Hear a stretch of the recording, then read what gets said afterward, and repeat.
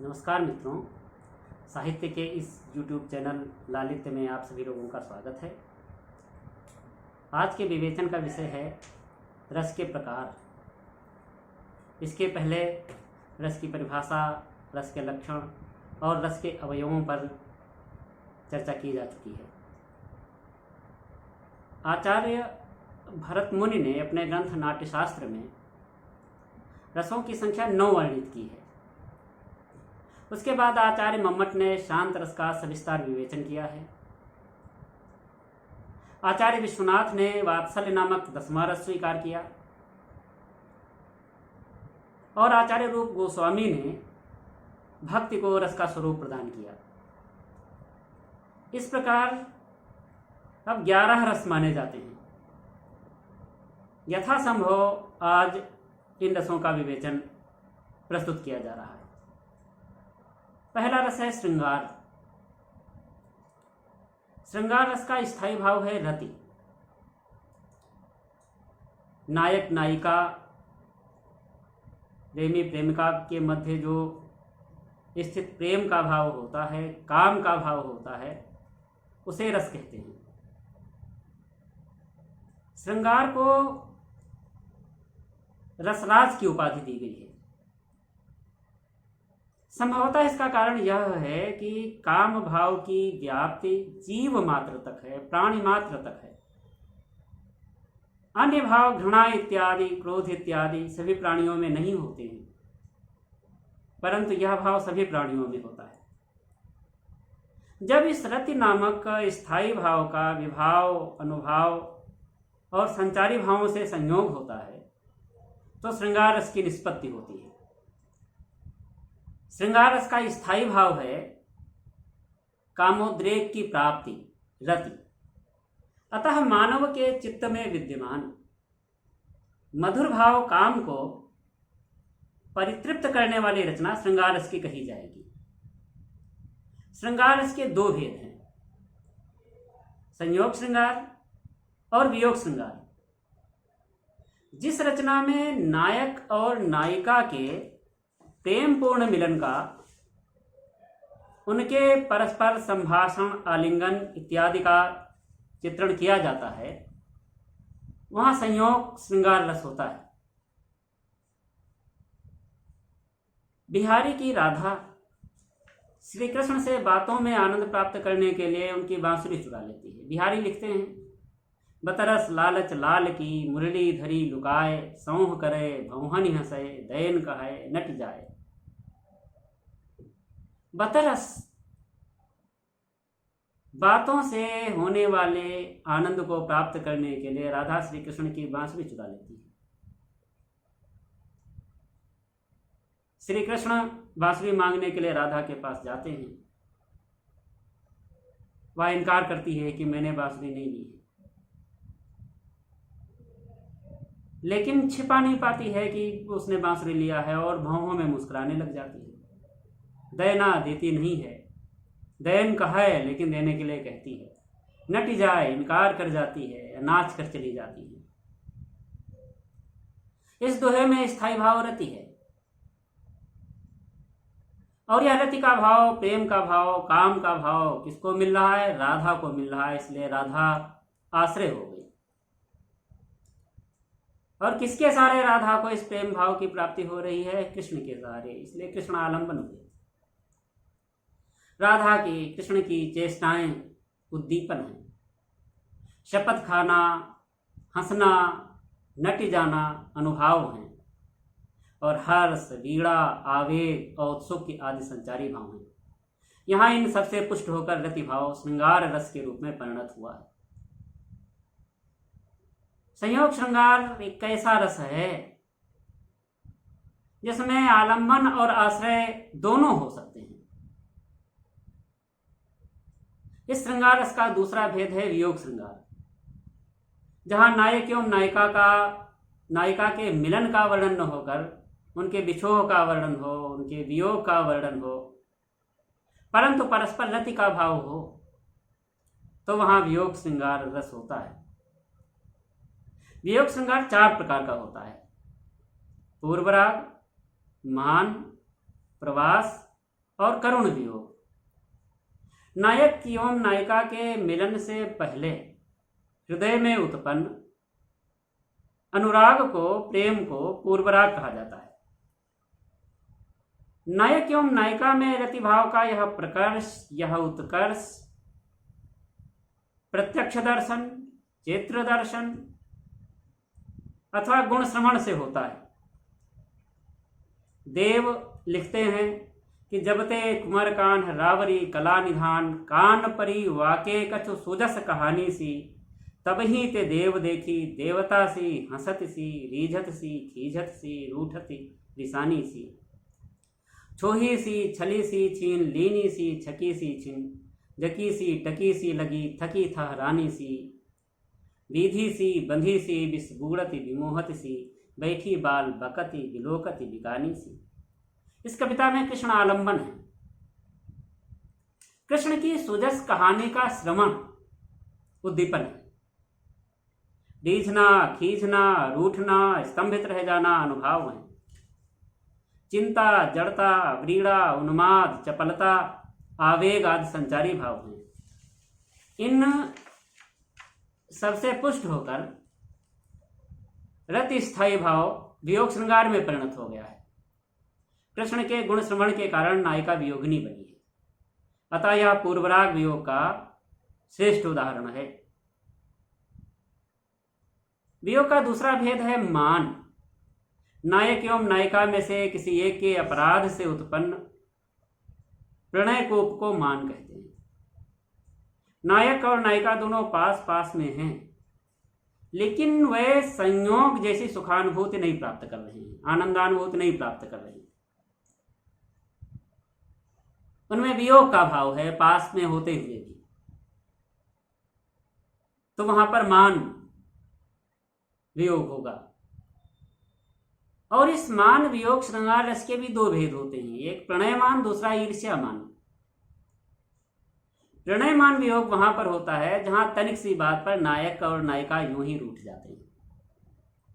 बिहारी लिखता है, दो अधिकाई भरे एकै गौ गहराई, कौन मनावे को मनय माने मन ठहराई। दो अधिकाई भरे, दोनों प्रेम एवं सौंदर्य की उमंग और उत्साह से भरे हुए हैं, और एक जैसा ही मान का भाव, अभिमान का भाव दोनों में गहरा भरा हुआ है। तो कौन एक मनाए और कौन मने, यह स्थिति है। दूसरा ईर्ष्यामान वियोग होता है। नायक को अन्य नायिका के प्रति अनुरक्त या आसक्त देखकर नायिका के हृदय में रोष उत्पन्न हो जाता है, हल्का सा क्रोध उत्पन्न हो जाता है, और वह रोष जलन के कारण होता है, ईर्ष्या के कारण होता है, इसलिए वहां पर ईर्ष्यामान वियोग होता है। बिहारी लिखते हैं कि सुरंग महावर सौति पग, निरख रही अनखाए, पय अंगुरिन लाली लखे, खरी उठी लग जाए। सुरंग महावर सौति पग, सुरंग अच्छा रंग, कौन सा? महावर का, जो पैरों में लगाया जाता है, पग पैरों में, सौत के पैरों में लगा हुआ रंग देखकर निरख रही अनखाए, जो नायिका है वह अलसा रही है, अनखा रही है, मन ही मन गुस्सा कर रही है। पै अंगुरिन लाली लखे, खरी उठी लगी जलाए, और उसके बाद अपने प्रीतम की उंगलियों को देखती है, वहां भी लालिमा लगी है, तो अपने प्रीतम से मान कर बैठती है। क्यों? क्योंकि उसको विश्वास हो गया है कि सौत के पैरों में जो महावर लगा हुआ है उसे उसके प्रीतम ने ही लगाया है। तो इस प्रकार यहां पर ईर्ष्यामान वियोग है। वियोग का तीसरा भेद प्रवास है। प्रवास वियोग श्रृंगार रस। नायक नायिका में से किसी एक का अन्यत्र गमन प्रवास कहलाता है। प्रेम की इस विरहमयी स्थिति का चित्रण करने वाली कविता प्रवास वियोग की कविता कही जाती है। हरियोध ने प्रिय प्रवास में राधा के संबंध में लिखा। वह कहती है कि मेरे प्यारे नवजलद से कंज से नेत्र वाले, जाके आए न मधुबन से और न भेजा संदेशा। मैं रो रो कर प्रिय विरह से बावली हो रही हूँ, मेरी दुख कथा श्याम को तो सुना जा। आश्रय राधा, आलम्बन कृष्ण। इस वियोग का जो चौथा भेद है वह है करुण वियोग। देखिए, एक करुण रस भी होता है अलग से और बहुत महत्वपूर्ण रस है। यह जो वियोग का भेद है वह कब होता है? करुण वियोग कब होगा? जब किसी कारणवश नायक और नायिका का मिलन संभव न हो, परंतु मिलन की एक क्षीण आशा विद्यमान हो, तो वहां करुण वियोग श्रृंगार होता है। जैसे श्याम सुरति करी राधिका, तकति तरनिजा तीर, असुमनि करति तरौंस को, खिनक खरोहों नीर। विरह की 10 काम दशाएं मानी गई हैं। अभिलाषा, चिंता, स्मरण, गुणकथन, उद्वेग, प्रलाप, उन्माद, जड़ता, व्याधि और मरण। अगला प्रमुख रस है हास्य, जिसका स्थायी भाव होता है हास। जब कविता में हास नामक स्थायी भाव का विभाव, अनुभाव और संचारी भावों से संयोग होता है तो हास्य रस की निष्पत्ति होती है। कविता में हास्य विकृत वेशभूषा, आकार, वाणी और चेष्टा आदि के कारण उत्पन्न होता है। आचार्य भरत ने तो हास्य के 6 भेद किए हैं: स्मित, हसित, विहसित, उपहसित, अपहसित और अतिहसित। परंतु आगे के आचार्यों में हास्य का यह भेद स्वीकृत नहीं हो सका। गोस्वामी तुलसीदास कवितावली में लिखते हैं कि विंध्य के वासी उदासी तपोव्रत धारी, महाबिनु नारी दुखारे, गौतम तीय तरी तुलसी सो कथा सुनिभे मुनि वृंद सुखारे। वही हैं शिला सब चंद्रमुखी, परसे पद मंजुल कंज तिहारे, कीन्ही भली रघुनायक जो करुणा करि कानन को पगुधारे। इन पंक्तियों में स्थायी भाव हास है। रामचंद्र आलम्बन एवं तपोव्रत धारे मुनि आश्रय हैं। गौतम की पत्नी अहिल्या का उद्धार उद्दीपन है। मुनियों का कथा सुनना अनुभाव है और हर्ष, उत्सुकता, चंचलता आदि संचारी भाव हैं। इन सबके संयोग से हास रस की निष्पत्ति हो रही है। पद्माकर ने एक बहुत सुंदर छंद शिव की बारात से संबंधित लिखा है। हंसी हंसी भाजें देख दूल्हा दिगंबर को, पाहुनी जे आवें हिमाचल के उछाह में। कहें पद्माकर सो काहू सो कहे को कहा, जोई जहाँ देखे सो हंसे तहाँ राह में। मगन भयई हंसे नगन महेश ठाड़े, और हंसे एवं हंसी हंसी के उमाह में। शीश पर गंगा हंसें भुजनि भुजंगा हंसें, हासी को दंगा भयो नंगा के विवाह में। अगला जो प्रमुख रस है वह है वीर रस, और वीर रस का स्थायी भाव होता है उत्साह। यानी उत्साह नामक स्थायी भाव का जब विभाव, अनुभाव और संचारी भावों से संयोग होगा तो वीर रस की निष्पत्ति होगी। वीर रस का उदाहरण है: हे सारथे हैं द्रोण क्या, देवेंद्र भी आकर अड़े। है खेल क्षत्रिय बालकों का, व्यूह वेदन कर लड़े। मैं सत्य कहता हूँ सखे सुकुमार मत जानो मुझे, यमराज से भी युद्ध में प्रस्तुत सदा मानो मुझे। है और की तो बात क्या, गर्व मैं करता नहीं, मामा तथा निजतात से भी समर में डरता नहीं। यहाँ स्थायी भाव उत्साह है और आश्रय अभिमन्यु है। आलम्बन द्रोण इत्यादि क्षत्रिय हैं। अभिमन्यु का वीरतापूर्ण कथन ही अनुभाव है। उत्सुकता, उग्रता, गर्व आदि संचारी भाव हैं। इन सबके संयोग से यहाँ वीर रस की निष्पत्ति हो रही है। वीर रस के 4 भेद किए गए हैं: युद्धवीर, दानवीर, दयावीर और धर्मवीर। युद्ध के लिए उत्साह दिखाने वाली कविता में युद्धवीर होता है। भूषण ने शिवा प्रशस्ति में लिखा है: इंद्रजिमि जृंभ पर, बाणव सुवंभ पर, रामन सदम पर, रघुकुल राज है। पवन वारी वाह पर शंभुरति नाह पर ज्यों सहस्र बाहु पर राम द्विज राज है। दावा द्रुम दंड पर चीता मृग झुंड पर भूषण वितुंड पर जैसे मृगराज हैं। तेज तम अंश पर कान्ह जिमि कंस पर त्यों म्लेच्छ वंश पर शेर शिवराज है। दान देने के उत्साह को प्रदर्शित करने वाली कविता में दानवीर रस होता है। तुलसीदास ने जब लंका विभीषण को दान दे उस समय लिखते हैं, जो संपत्ति शिव राव नहीं दीन दये दसनाथ, सो संपदा विभीषण नहीं सकुच दीन रघुनाथ। जिस संपत्ति को रावण ने जब 10 बार शीश अपना अर्पित किया था तब प्राप्त हुई थी, इतनी संपदा को, विशाल संपदा को अत्यंत संकोच के साथ विभीषण को राम दे रहे हैं कि मैं तुम्हें कुछ नहीं दे रहा हूं।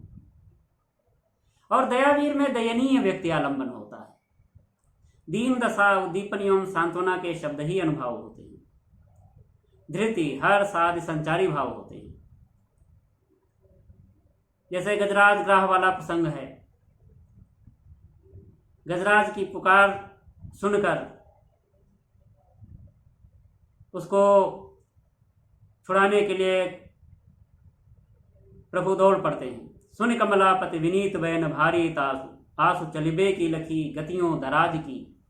छोड़ी कमलासन पिछोड़े गरुणासन हूँ, कैसे कहे बखानो दौर दौरे मृगराज की। और जाए सरसी में यूं छुड़ाए गजग्राह हीते, ठाढ़े आए तीर इम शोभा महाराज की। और पीत पट लय लय के अंगोछत शरीर कर, कंजन ते कोछत सुन गजराज की। धर्मवीर में धर्मशास्त्र पर विश्वास, धार्मिक ग्रंथ, उपदेश आदि आलम्बन, धार्मिक बातें उद्दीपन, धर्माचरण अनुभाव तथा धृति, क्षमा आदि संचारी भाव होते हैं। रहते हुए तुम सा सहायक प्रण हुआ पूरा नहीं, इससे मुझे है जान पड़ता भाग्य बल है सब कहीं। जलकर अनल में दूसरा प्रण पालता हूं मैं अभी, अच्युत युधिष्ठिर आदि का भार है तुम पर सभी। अगला प्रमुख रस है करुण। जब शोक नामक स्थायी भाव का विभाव, अनुभाव और संचारी भावों से संयोग होता है तो करुण रस की निष्पत्ति होती है। इस रस का कारण प्रिय का अनिष्ट होता है अथवा अनिष्ट की आशंका होती है। एको रसा करुण एव निमित्त भेदात कहकर भवभूति ने करुण को ही एकमात्र रस स्वीकार किया है। रामचरितमानस में लक्ष्मण मूर्छा के प्रसंग में तुलसीदास ने बहुत ही रससिक्त भावुक पंक्तियां लिखी। राम विलाप कर रहे हैं और कह रहे हैं, यथा पंख बिनु खग अति दीना, मन बिनु फनि करिबर करहीना, असमम जीवन बंधु बिनु तोही, जौ जड़ दैव जियावै मोही। इसमें शोक स्थायी भाव है। लक्ष्मण का मूर्छित शरीर आलंबन है। राम आश्रय हैं क्योंकि राम शोकाकुल है। आधी रात बीत जाने पर भी हनुमान का संजीवनी बूटी के साथ ना आना उद्दीपन है। राम का रोना, विलाप करना अनुभाव है। स्मृति, दैन्य, चिंता, जड़ता आदि संचारी भाव हैं। इन सब के संयोग से यहां करुण रस की निष्पत्ति हो रही है। अगला रस है रौद्र रस, जिसका स्थायी भाव है क्रोध। इसका आलंबन शत्रु, कपटी या दुराचारी व्यक्ति होता है। अपमान या निंदा से भरे वचन उद्दीपन होते हैं। दांत पीसना, भौहें ताड़ना, मुंह का लाल लाल हो जाना, कांपना आदि अनुभाव होते हैं। इसमें गर्व, अमर्ष, आवेग, चपलता आदि संचारी भाव होते हैं। इस प्रकार जब भय नामक स्थायी भाव होता है और यह स्थायी भाव अनुभाव, विभाव, संचारी भावों से परिपुष्ट होता है तब वहां रौद्र रस होता है। धनुष भंग के प्रसंग में तुलसीदास लिखते हैं, परशुराम आते हैं और क्रोधित हो जाते हैं, कुपित हो जाते हैं और लक्ष्मण से कहते हैं, रे नृपालक काल बस बोलत तो ही न संभार, धनु ही संत त्रिपुरार धनु विदित सकल संसार। इस उदाहरण में स्थायी भाव क्रोध है।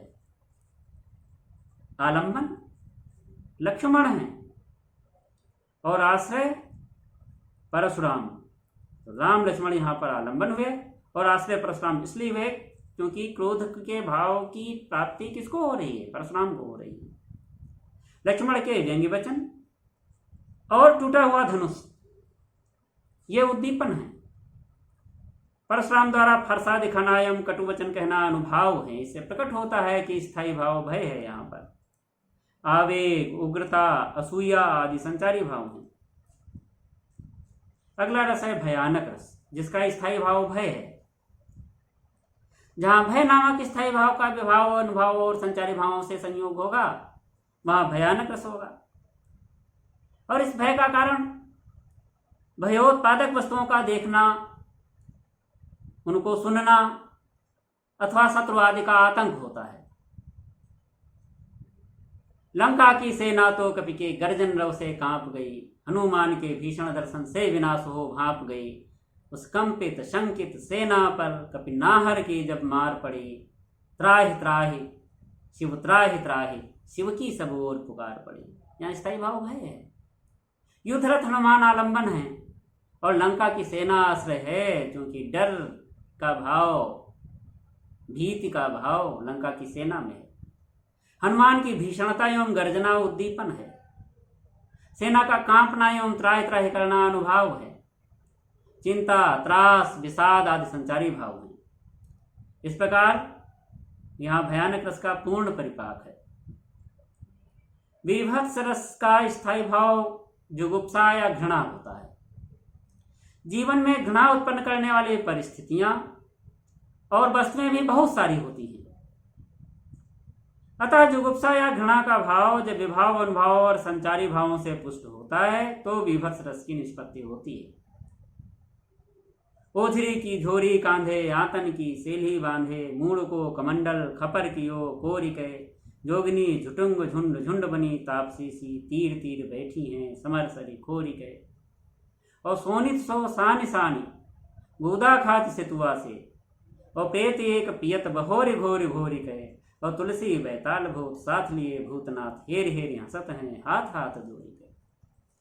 पूरा श्मशान का दृश्य है, युद्ध भूमि का दृश्य है, जब यहाँ पर शत्रुओं की लाशें पड़ी हुई हैं। प्रस्तुत पंक्तियों में जुगुप्सा स्थायी भाव है। युद्ध का दृश्य आलंबन और जोगिनी भूत प्रेतों के क्रियाकलाप उद्दीपन है। आश्रय दर्शक है। हंसना, मुंह बिचकाना, सिहरना अनुभाव हैं और भय, त्रास आदि संचारी भाव हैं। इस प्रकार यहाँ विभत्स रस की व्यंजना हुई है। अगला रस है अद्भुत, और इस रस का स्थायी भाव विस्मय होता है। विस्मय, आश्चर्य, अभूतपूर्व या असाधारण वस्तु अथवा घटना को देखकर या सुनकर जब विस्मय स्थायी भाव का परिपोषण हो तो अद्भुत रस वहां पर होगा। रामचरितमानस में तुलसीदास लिखते हैं कि यहाँ उहाँ दुई बालक देखा, मति भ्रम मोर की तोर विसेखा, देख राम जननी अकुलानी, प्रभु हंस दीन मधुर मुस्कानी, दिखरावा मातहि निज अद्भुत रूप अखंड, रोम रोम प्रति लागे कोटि कोटि ब्रह्मांड। यह राम का अलौकिक रूप आलंबन है और उसकी आश्रय कौशल्या है। यहाँ वहां सब कहीं राम एवं लक्ष्मण के दर्शन और उनकी अलौकिकता उद्दीपन है। माता की व्याकुलता, उनका विस्मित होना, आश्चर्यचकित होना अनुभाव हैं। दैन्य भाव, औत्सुक्य आदि संचारी हैं। दैन्य, दीनता के साथ साथ भय, कौशल्या भयभीत सी भी हो गई हैं, डर सी भी गई हैं, और उत्साह का भाव भी उनके अंदर है। ये संचारी भाव हैं। इन सब से पुष्ट होकर स्थायी भाव विस्मय, अद्भुत रस में परिणत हो गया।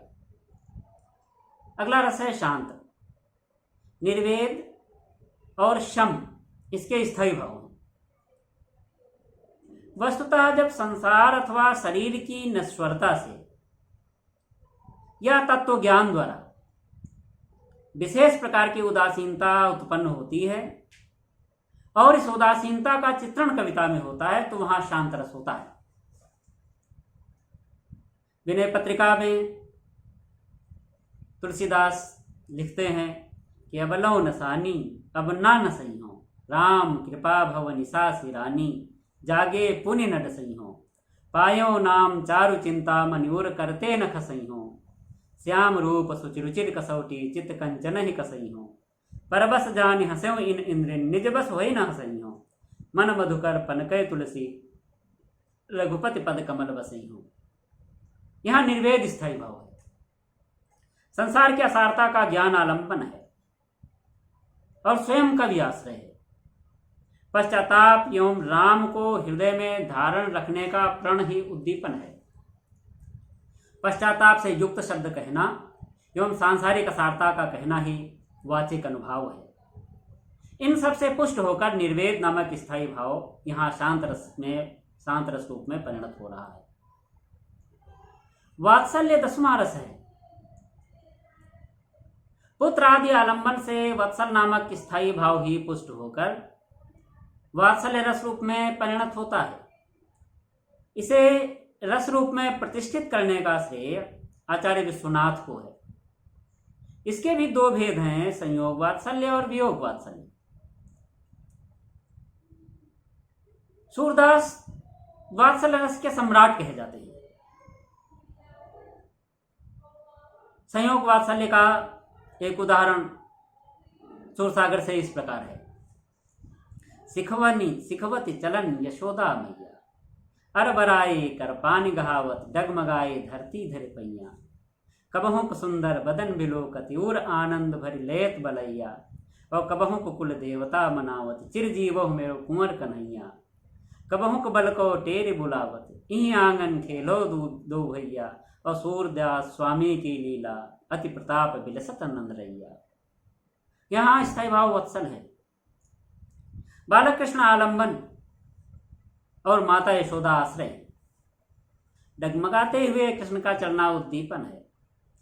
बलैया लेना, कुल देवता मनाना, बलराम को बुलाना आदि वाचिक अनुभाव हैं। हर्ष उत्सुक आदि संचारी भाव हैं। इन सबसे पुष्ट वत्सल ही यहाँ संयोग वात्सल्य रस रूप में परिणत हो गया।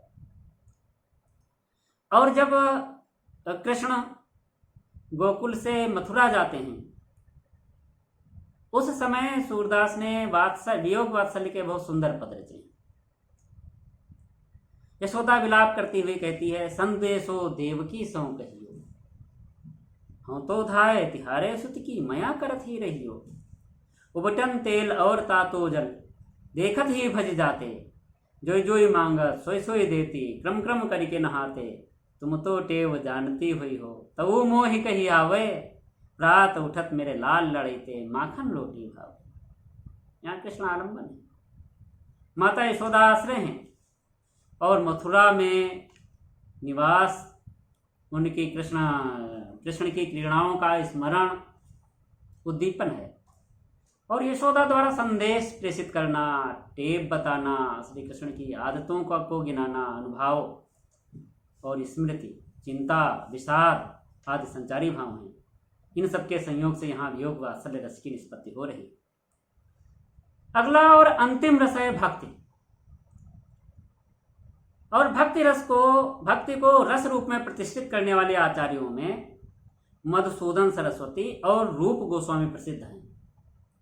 जब ईश्वर विषयक रति, ईश्वर विषयक प्रेम, विभाव, अनुभाव और संचारी भावों से परिपुष्ट होता है तो भक्ति रस की निष्पत्ति होती है। सूरदास का भक्ति रस से संबंधित उदाहरण इस प्रकार है। चरण कमल बंदों हरि राई, जाकी कृपा पंगु गिरि लंघे, अंधे को सब कुछ दर्शाई, बहिरो सुने मूक पुनि बोले, रंग चले सिर छत्र धराई, सूरदास स्वामी करुणा में बार बार बंदों तिहि पाई। इस पद में भगवत विषयक रति यानी भक्ति ही स्थायी है, स्थायी भाव है। हरि आलंबन और भक्त यानी स्वयं का भी आश्रय है। ईश्वर की महिमा का गायन अनुभाव है। हर्ष, दैन्य, गर्व आदि संचारी भाव हैं। इन सबसे संपुष्ट होकर भक्ति रस की निष्पत्ति हो रही है।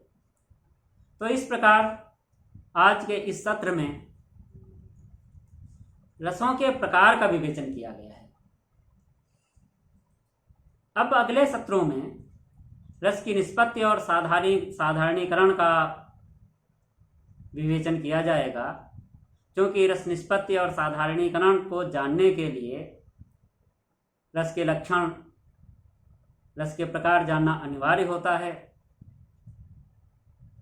और वैसे भी साहित्य के विद्यार्थी को सबको रस के बारे में जानना चाहिए, जानना आवश्यक होता है, इसलिए यह विवेचन किया गया।